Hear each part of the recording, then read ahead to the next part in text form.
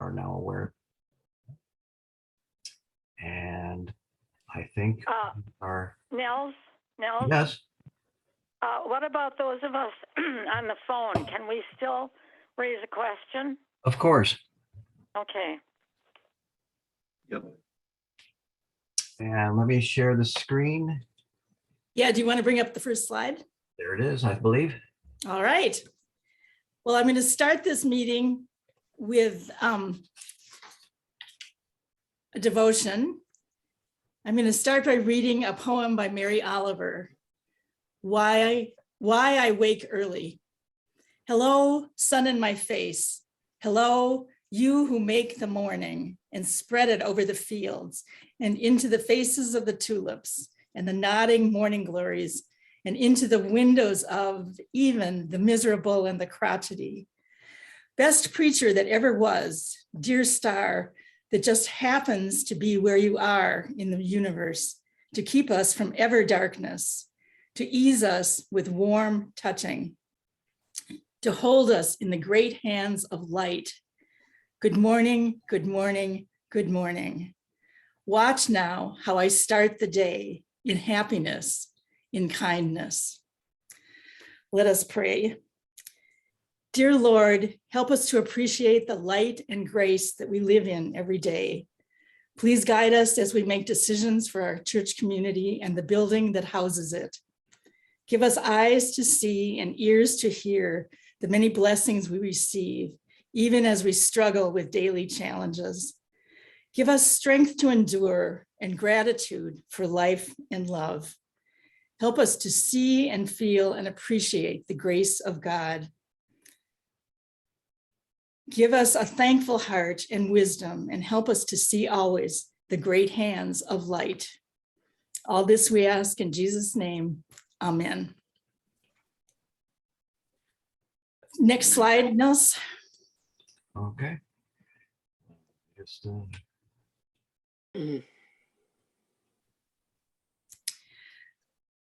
So first up is the financial update with Derek. Yeah, thanks, Next slide. Jocelyn. Yep. If you want to flip to the next slide. Yeah, okay, thank you. So really good to talk with everybody here on the Adult Forum. This is just meant to be an overview of how the year's financial results went, maybe a quick update on some of the campaign and pledge numbers, look at the mortgage report, and then talk a little bit about the 2022 budget. And this information is also included in the annual report document, which is available. So if anyone wants to read that annual report and think of any questions, happy to take them now. Also go through all the same information next Sunday at the annual meeting, where we would then approve the budget for next year. But this is meant to be kind of a chance to go over everything, answer any questions that people might have in advance, or give myself and the executive committee, council, any chance to look things over or prepare for any additional information that might need to be covered next week. So I think up on the screen is kind of the typical financial report summary that we look at, and it's kind of an easy way to look at things. So I'm gonna make a few comments to start it off and obviously open it up for questions. First thing I just want to comment on is we have an excellent office staff, and certainly our bookkeeper, Amanda Miller, does an excellent job. So we're lucky to have her with the church, keeping track of all the transactions and the payments and things over the course of the year. Her bookkeeping skills are very strong. So that really helps everyone in the congregation feel comfortable on a month-by-month basis. A big help for me. So far left column, 2021 actual results, and then 2020. And obviously just a general comment, we are still in the middle of the COVID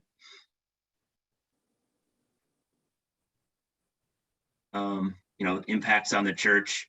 Overall, the congregation has been tremendous when it comes to financial support and maintaining our giving levels.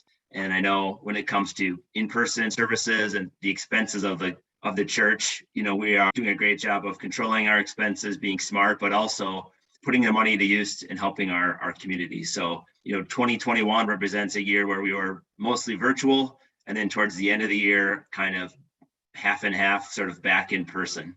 And we don't know what the future 2022 holds entirely, but do our best to kind of look ahead there. So for giving, regular giving, that's 801,000. So that's slightly higher than our budget, slightly higher than what we had last year. Again, the congregation is extremely generous. When it comes to total offerings and total revenue, you'll see we're a little bit behind the budget and a little bit behind in actual, or a little bit behind compared to last year. That's mostly because the loose offerings are really down. So about $8,000 less this year in the loose offerings than we had budgeted for. And then also the same as, less than last year's actual. And that's really just driven by less, in-person attendance, less in-person services. So our giving, overall giving from the congregation is up about 4,000, loose offerings down about 8,000. So that's where you'll see the revenue number being about 4,000 less. But that's a very small percentage, less than 1% on the overall budget. So a very strong year for kind of our income and revenue numbers. And then when you look at excuse me, did someone have a question? All right. I'll just go into the expenses. So you'll see the expenses as you go down the list. I'm just getting a little. I wanted to see if I could. Dale, do you have a question? No, All right. Do you want to put your phone on mute? Maybe that'd be helpful. that's what I'm trying to do. Okay. All right. I'll just keep going forward with the expenses. So in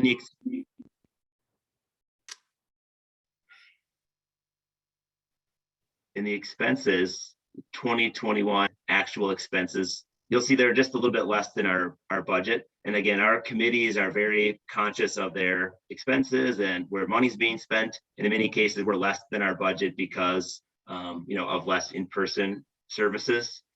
So overall, our expenses are less than our budget. I mean, they're higher than last year, of course, because last year we really had a low expense number.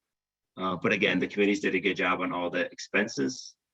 So you'll see that at the bottom line, we have a excess income, so a surplus of $18,500. And we are budgeting a deficit of $13,800. So, the congregation, our results are $31,000, probably better than our plan. Last year, we had a very large surplus, right? That's 62,000. And actually, you'll see in the social ministry line up above in the 2020 column that we actually had a special $20,000 gift, if you remember, at the end of last year to support more community organizations. So I think last year's really an anomaly when it comes to the deficit surplus line, but a great year this year, beat our budget expectations. So I think we're in a strong position, moving forward as a congregation. Does anyone have any questions they want to go over here on the year of 2021's results?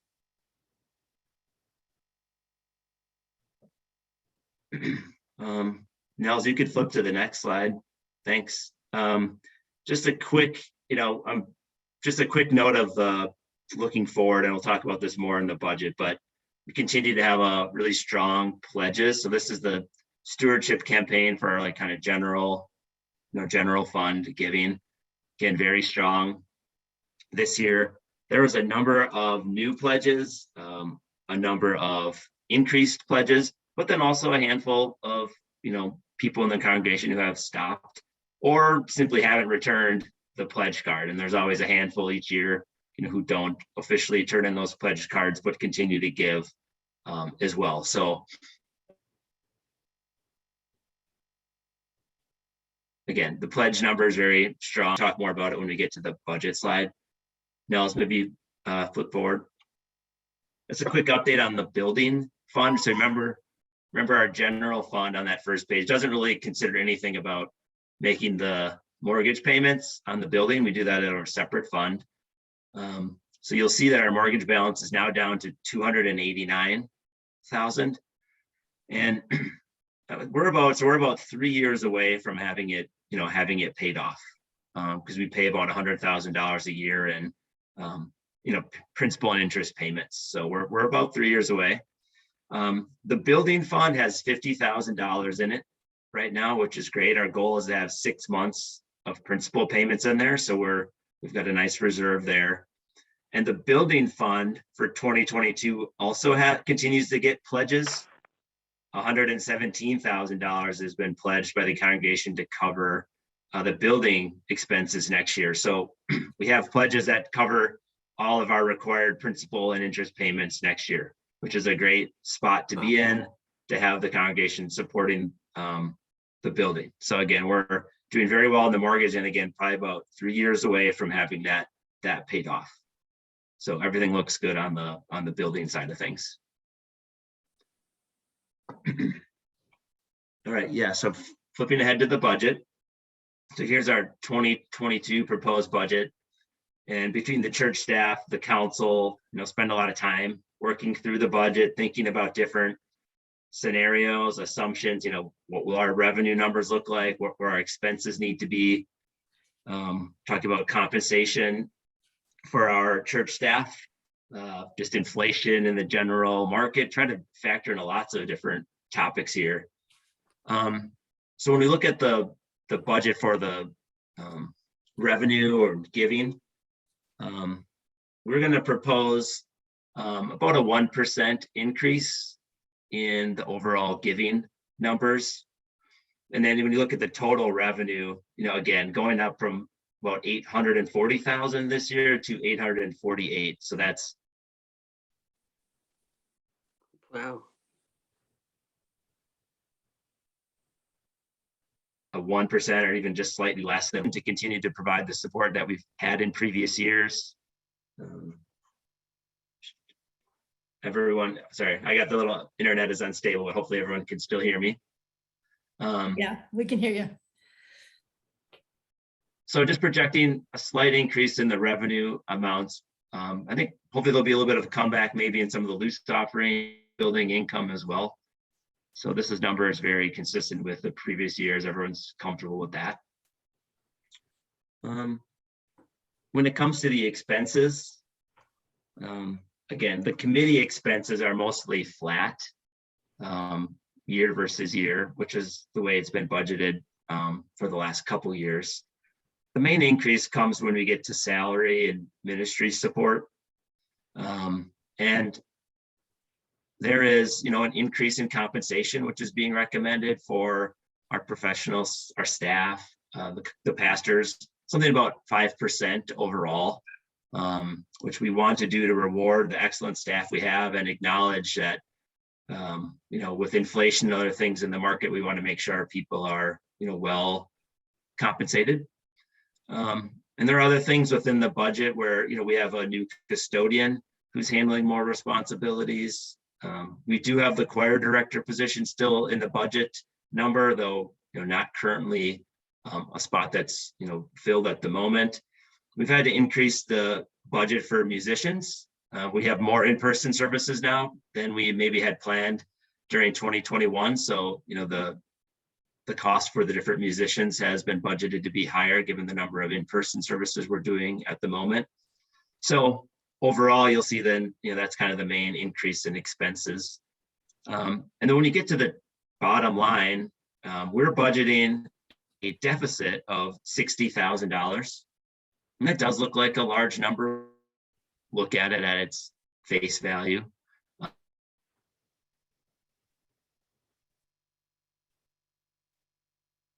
I think it's important to provide the context. Last 8 years, the cumulative surplus over the last 8 years is $153,000.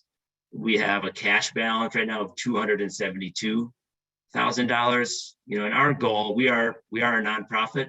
Our goal should be to, be a solid financial congregation, but we want to give back and the amounts of money that we bring in. And we've been trying to budget deficits the last few years and always end up in a surplus.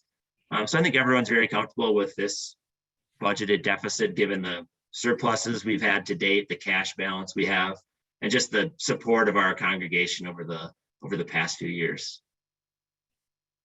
Does anyone have any questions about this operating budget.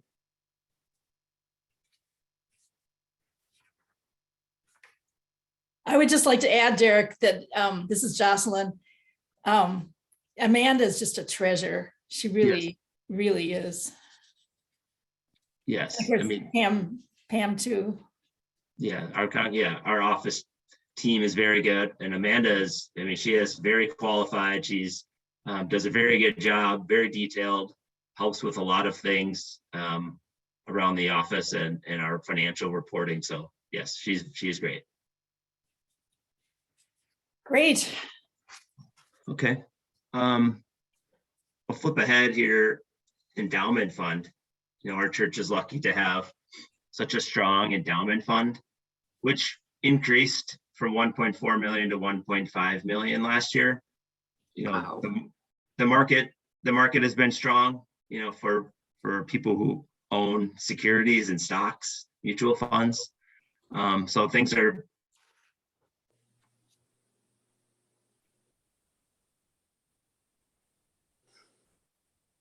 I think you're frozen, Derek. fun that becomes available to us. This is the income from last year. It becomes available for this year, so $50,000. And then the actual amount we have available for grants is $62,000, because kind of over time we approve some grants, maybe they don't get used. We have a little bit of money that's kind of rolls over year to year. So our total cumulative available, you know, was $62,000 available for grants. So yeah, the actual endowment fund itself is performing well. The next tab, if you want to flip to the next sheet, Nels, thank you. So this would list out the actual endowment grants that have been submitted into the endowment committee for consideration this year and have been discussed amongst the council and are being recommended for approval. Susan, did you want to chime in here with any particular information? I know there's some discussion in the annual report on these proposed endowment grant items. Not sure if the group here wanted Susan or anyone to run through them line by line or discuss any particular ones on here. Right. Thank you, Derek. Sure. Excuse me. I too would very much like to thank both Pam and Amanda. This is my first year as chair of the endowment committee, and they have been fantastic just helping me as far as understanding deadlines, understanding this whole process. So I want to thank them very much. And I also want to thank my committee, which has been wonderful. Thank you, Derek. And so yes, we have 6 grants that came to us. The first one, Asylum Seekers, is actually a 2-year grant for $36,000. We can only approve grants for 1 year. That's why the $18,000. The committee did discuss this and felt that we would be in a position to also fund next year as well. The other grants, Bright Star of Bethlehem, this is a grant that it's the 3rd year of this. This is the grant that provides educational and medical opportunities for in Palestine.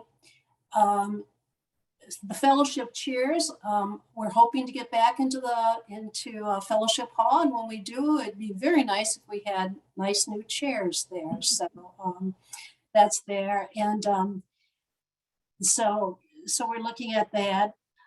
Refuge and Strength is a grant that is going to be available to our congregation for 2 sessions of people who are dealing with difficulty during this period of time. The sanctuary camera addition would be a 2nd camera in the sanctuary, which would allow us to film things like weddings, also baptisms, and also be able to move between cameras. So it just, again, is a way to improve what we're doing. And then the solar awnings for the educational wing. This is a request to put solar awnings on the building. So those are our requests. As Derek said, we're very fortunate.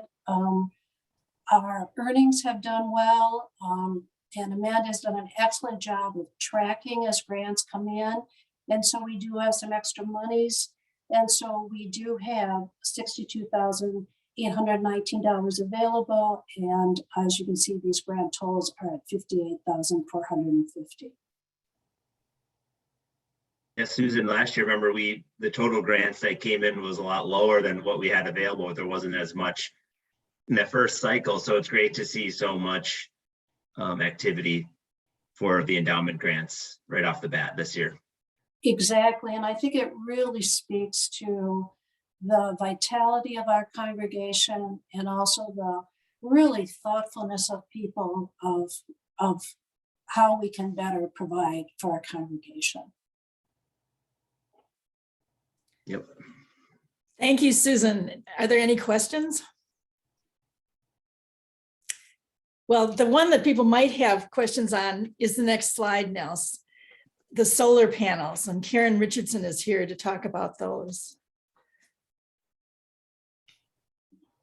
Are you here, Karen? Yes, can you see and hear me? Yep. Okay. Yep. Hi, I'm Karen Richardson. So we just prepared this really brief overview of the project for just a minute or so of your time, but this is a depiction of what the solar awnings that we're proposing would look like. It was done by the architect that's working on the education wing project. So there would be 18 panels. They'd be put above the second and third, I guess we call it the first and second floor of the education wing, about 2 feet above the windows. The total kilowatts is kind of like the energy it would be able to produce at a moment in time is 7.2 kilowatts. So the total cost is about $29,000, and that includes a little bit of a 10% kind of contingency budget as well. So out of that, we're very grateful the Endowment Fund is considering the $10,000, about a third of that cost. The Capital Improvement Fund is actually, most of that will be covered, will be reimbursed because we've gotten, there's available incentives through different nonprofits, the Couliard Solar Foundation and 2 others as well, Madison, and a third, a third one, Focus on Energy, excuse me. So, and but the third part of this congregational fundraising, we do plan to do some fundraising next month if this is approved. So that's kind of overview. This would offset about 13% of our electric bill. So that's the picture. Long range plan, we'd love to put panels on the roof at some point, but that will need to wait until the roof is replaced in the future. But I think this will be a nice visible example of what we can do, what we're doing at our church to try to make things more sustainable in our community. So if there's any questions, I'm happy to answer them. And Gene's also on the call, and he's been working on this project along with me. Thank you, Karen. Looks pretty good to me. Given that it's kind of an ugly building to begin with. Okay, is Ben on the, well, Christy, it is. Any other questions? Thanks for all your work, Karen and Jean. This is a big project to take on.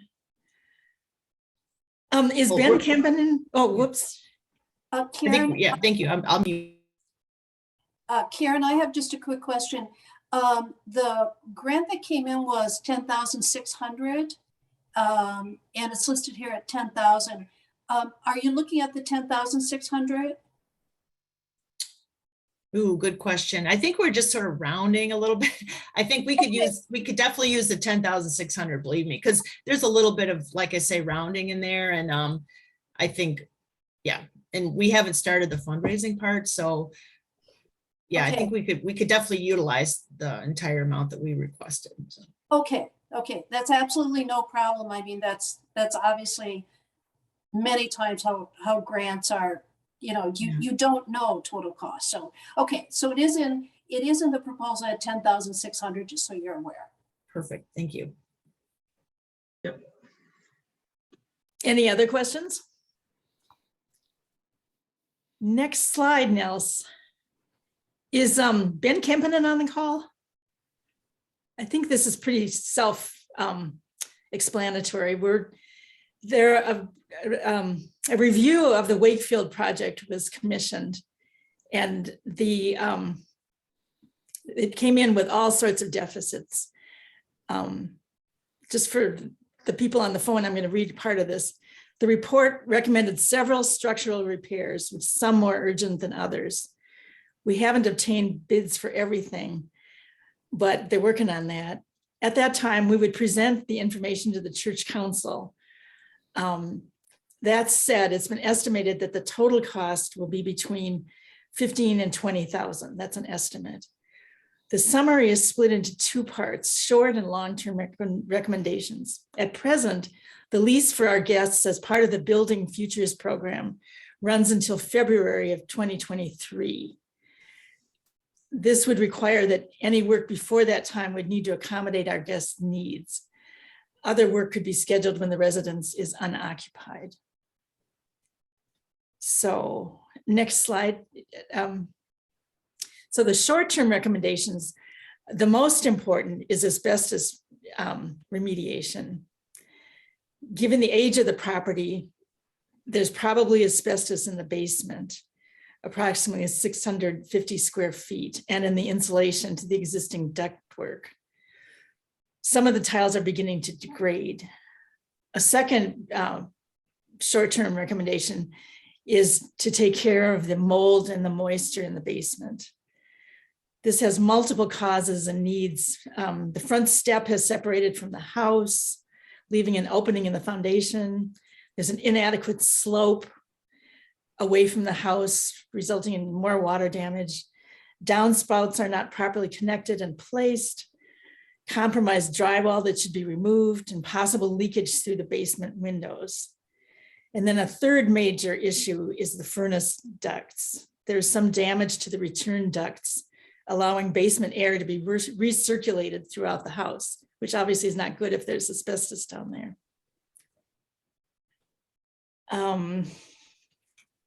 So are there any questions about this?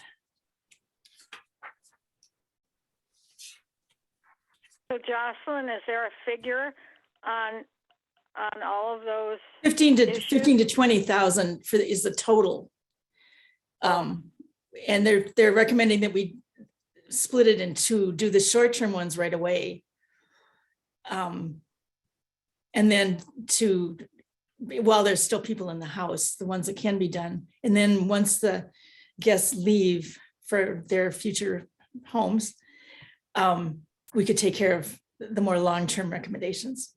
So here are the long-term recommendations. Install drain tile and other drainage around the home to prevent additional water infiltration. Inspect and evaluate the integrity of the basement walls. Inspect and evaluate the basement egress window, which is one of those things you can use as a door. And inspect and evaluate the potential for water infiltration through other basement windows. And the entire environmental report, which is something like 45 pages long, is available upon request. Ben Kempinen has that, and he'd be glad to send that by email, or I'm sure somebody could print it off if you wanted to pick one off up at the office. Well, those items that you just read off, that's a second amount, or no amount has been? I think it's included in the 15 to 20,000 is my understanding. Well, Is that right, Derek? I would think so. say I'm a long time off the Space and Remodeling Policy Committee from the university, but I would say that that's a relatively small amount, and all of those issues, whatever is found, I mean, I can clearly understand why they need to be taken care of. Absolutely. Yeah, I was surprised at the figure too, Nancy. Yeah. Having done a lot of repairs at my own house, that seems kind of low to me too, but. Yeah. But the big issue, the big issue is that a lot of it we can't do while people are living in the house. Right. No, I understand So that. I would recommend doing it today if we could, but we just can't. Yeah. Thank you. Sure. Any other questions? Jocelyn, this is Greg. I'm on the Yep. Social Ministry Committee. I just wanted to just add that we're still gathering estimates too. We wanted to get some competing estimates for the work. So that first figure on the first slide was just an estimate from one of our contractors, but we continue to seek out other estimates going forward so we can get, you know, competitive price Sure, on the sure. work. So I just wanted to add that. It's pretty Right. reasonable if we really can get somebody for that, but my experience with contractors is there's add-ons. Yeah. Any other questions about the Wakefield house? Yeah, so I have a comment. This is Gene. I would recommend doing the long-term recommendations sooner than later. I know it's really helped our education wing basement doing the waterproofing. And a lot of these long-term recommendations deal with those water issues. And you won't get rid of the mold until you get rid of the water. That's just pure physics, yep. Mhm. I think I agree with you, Gene. As I said, I think we should do it to start today, but there are people living there. And I just don't know if it's, well, Greg, you probably have a better handle on this. Yeah, we have guests in the house. These guests, it's safe to say, have been fairly independent, and so I think navigating their independence and trying to balance the long-term recommendations will be challenging. I agree. We'd like to do. I think it's safe to say, and Gail's on the Social Ministry Committee too, so she can also add to this. But in our discussions, of course, we'd like to do all the recommendations, but we want to be mindful and sensitive to the people who are living in the house, who, again, it's a family, and the basement has been an ongoing issue for years, and so the sooner the better. But we need to be really sensitive to the family and being disruptive, potentially disruptive to their lives. So we have to be careful about that. I think we should be sure, though, to take care of all of this before we sign a lease for a new family. I would agree.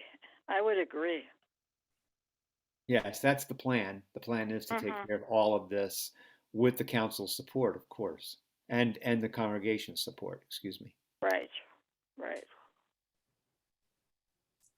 Great. Well, any other questions about the Wakefield house? I have a question just on the funding. Would this come out of buildings and grounds, or would this be, excuse me, would this be a separate, perhaps, a fundraiser, or? Derek, you want to take that? Maybe say that question again. Like, is it a fundraiser? Sorry. I was last just part of it. wondering, I was just wondering where the $15,000 to $20,000, where the council thought that would be coming from. I don't think we really talked about that too much yet. No, we I think didn't. in the past, there's been a number of just people in the congregation who've really stepped up to support the Wakefield project. So Okay. there would definitely be some sort of, specific kind of fundraiser ask related to Wakefield. Okay, 'Cause I don't think we've put a whole lot of the, church funding budget money towards it, but you might have more info. No, that's correct, Derek. This is Greg again, and there are a number of ways that we've covered costs, ongoing maintenance costs for Wakefield. One is what Derek said about how oftentimes individuals will come up and provide money toward donations towards improvements in the house. Other times, we've incorporated what we need for improvements into our fundraising efforts when we have the next family coming. So we might add a sum of money to kind of cover those costs. So that's traditionally how we've done it, and we've done very little in terms of depending on church money, money in the budget, right? The operational budget to support the Wakefield house. We've done it pretty much independently of that. okay, thank you. Well, and honestly, it's such a small amount of money compared to the rest of our budget but it's good to have it off the books if we can. Right. And I think it's a cause that people really support. Yes. And there's a lot of sentimental value to that house, I think. I remember when we tore down the old parsonage, you know, that was a toughie. But even though we got more parking. Anyway, any other questions about the Wakefield house? Well, then let's move on to the reentry task force, and we'll have Jean take over. Well, thank you, everybody. It's a pleasure to at least see some of you in person sometimes, but it'd be great to see everyone on a regular basis, try to return to normal. So this slide shows our past and present members of our task force. Currently, all of us are still serving except for Melanie Kane, who has moved to, I believe, to Oconomowoc. She's moved out of the city, so she's no longer on our task force. But we meet on a regular basis, and we still are talking about the issues. So you can go to the next slide. And Jean, this is Jocelyn. If you want to send me an updated slide, we could put that in for the annual meeting. Yeah, I thought I did, but I can resend it to you. Well, that's the one I have, but Okay. Anyway, this is page is kind of a summary of what we did in 2021, and this is in the annual report. But just to kind of briefly read through it, you know, we continue to address these health and safety issues, and our main concern is just keeping everybody safe and healthy, and especially when it comes to the staff, making sure that we have a welcoming environment and that everyone feels safe in performing their tasks. So we continue to follow the guiding principles from Dane County Public Health. They continually update their requirements, and the CDC, the Center for Disease Control and Prevention, also has guidelines, and they're always changing, and we always try to meet monthly to review those changes and try to keep everybody current. We're also offering training to small groups. So whenever a group wants to use our church building for their activities, we ask them to be trained. And we spend about 30 minutes to 45 minutes just going over, you know, how to stay safe. And I want to thank Gail Perlberg who assists me in doing that training. And then so also, if we ever have any new staff persons come, we also get them trained, and also on how to keep safe. And we continue to keep everyone up to date on what we're doing. We publish articles in the moments. Greg and Julie Walsh do a great job of keeping notes and keeping everyone current on what's going on in the moments. And some of the particular tasks that we've completed is the plexiglass on Pam's desk. I don't know if you've ever seen that, but it's very protective for her and it makes her feel safe. And Pam has gone and purchased some more hand sanitizer stations. You'll see those stations all over.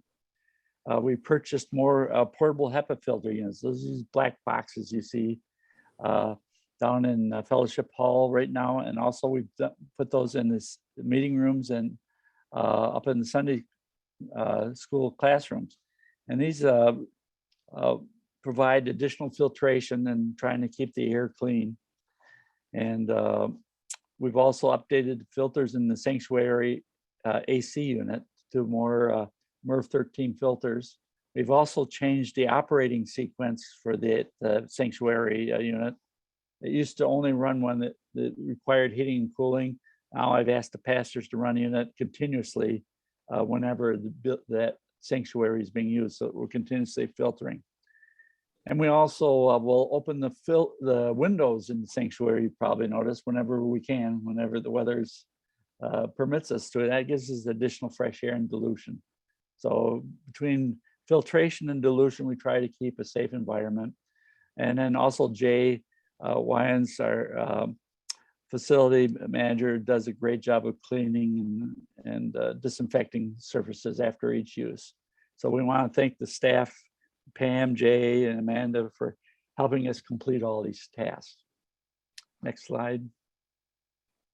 So our future plans and how long are we going to meet for? You know, how long are we going to stay in this mode of operation. So I think the first paragraphs there is we want to be mindful to commit to, faith-centered and science-informed guidance and try to keep everybody current on what the current procedures are and follow guideposts.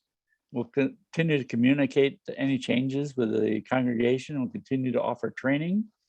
And then the bottom 3 lines there is kind of our guideposts of how long are we going to do this for? Well, the vaccination rates in Dane County are probably exceeding that 70 to 85%. But the viral transmission, new cases, is much greater than 1 in 100,000. So we're waiting for that to come down. And then the other one is positive test of less than 5% right now. I think we're not meeting that guidepost either. So we'll continue to keep these changes going until we can meet at least 2 of these 3 guideposts. Next slide. So we want everybody to stay safe, and we're asking people to wear a better mask. And this website you see on here is a good reference on what is a good mask and how to wear that mask. And also home testing kits are now becoming more prevalent and available. And you can receive 4 test kits from the federal government following that link. So hopefully this is useful information. And I'm sure you're going to have this slideshow available by recording, I guess, if you need to come back and get these references later. And if anytime you have any questions, feel free to contact me, and you got my email address on the bottom there. So thank you very much. Thank you, Jean and Gail and all the members of the reentry task force. I know it's a lot of work. And Greg, I guess you're on it too. Yes, that's right. Does anybody have any questions about the guidelines No, or the process that we're? nope. Do we have extra masks at the church? Yes. Are they the strongest ones? Well, we have both of them. I think the current staff are using the N95 or KN95 masks for the staff persons. Mm-hmm. And the medical grade masks are available as you come in the church if you forget to bring a mask. So it's kind of Well, they are. temporary. Okay. Yeah. Because if we're asking people to wear them, we probably should make some available. Yeah. And when I've ushered, some people have broken the strap on their mask or whatever, and they've used the church's mask. So they are getting used. Good. Well, I certainly hope that we can be back in person one of these days, but we Derek mentioned the choir director position. We did have 2 in-person rehearsals. The second one, 4 people came. I mean, I just think everybody's afraid right now. Well, singing presents an interesting challenge because if anyone does have COVID, it's easily spread by talking, and singing even projects it even further. So it's a particularly risky task to sing in person even with masks. So. Well, I agree with you, Jean. What I've heard is that singing in a choir is more dangerous than hanging out in a bar, at least in terms of COVID. So Christy, it'll be a while before we're singing in person, I think. Right. Any other questions about anything? Then we can advance to the next slide about the annual meeting. I hope that everybody who's here today will be on next Sunday. And Jean, be sure to send me that updated slide, and then we'll substitute it. If there aren't any other questions, I think we can adjourn this meeting. Well, Jocelyn? Oh, yes, Nancy? I won't be here next. I won't be on the famous landline next week. So On page 6 of the printed annual report, Uh-huh. at the very bottom, Randy Schultz moved to approve the 2020 budget. Is that 2020 correct or incorrect? Should it be That- 2021? Probably. And so I'm just saying it now because I won't be there. Yep. Maybe somebody else would notice it, but I thought I would point that out. Yeah, thank you. We will make a note of it with Becca and update the minutes. Okay, thank you. Yeah, thanks. I'll share that. I will share that with Becca. Thanks, Derek, and thank you, Nancy. Are you going somewhere? Maybe. We'll see. We'll see. The bus will be safe, but will the event be safe? So I'm still thinking. Okay. Well, listen, thank you, everybody, for coming. And thank you to everybody who presented and to Nels for And the slideshow. And well, and thank you, Jocelyn. If I may, I'd like to remind people that next week's forum will be dealing with Solus. That's that organization that deals with the terminally ill and homeless. So people who are in that situation have very unique needs.